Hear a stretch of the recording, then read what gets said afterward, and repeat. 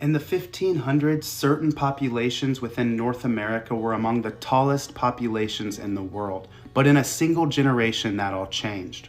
To truly understand why that average height was so affected, we need to go back another 12,000 years. By this point, populations of people had been spreading across the Americas for at least 10,000 years, but when you look at this bright blue shaded area, that represents a time period called the Younger Dryas. There was a major shift in climate, and you can see that all of these large animals, saber-toothed cats, horses, giant ground sloths, mastodons, mammoths, their numbers plummeted right at the beginning of that time period. 50 years ago, it would have been easy to say, okay, so the people showing up there must have killed all of those large animals because the Clovis first model was still widely believed, which said people showed up around 13 to 14,000 years ago. So right after they show up, those populations decrease. But we now know people have been here for over 20,000 years, so it's not nearly as simple. As you can see in this paper, certain populations were probably more affected by climate, while other populations were more affected by overhunting. Either way, it's probably a blend of both of these factors. But when you look at the bison, you'll notice something entirely different. The bison population was a lot smaller up until this point.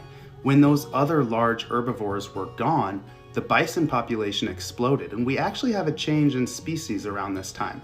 More ancient bison were much larger, bison antiquus, bison latifrons, but as the megafauna were lost, populations of bison adapted and they got much smaller into the modern species, which is bison, bison, sometimes bison, bison, bison.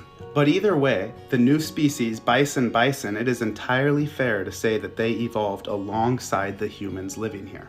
This paper tried to quantify the sudden loss of bison that occurred less than 200 years ago with the implications for the larger populations that relied on those bison so heavily. Prior to the Europeans settling in the Americas, there were estimated to be around 45 million bison roaming the continent.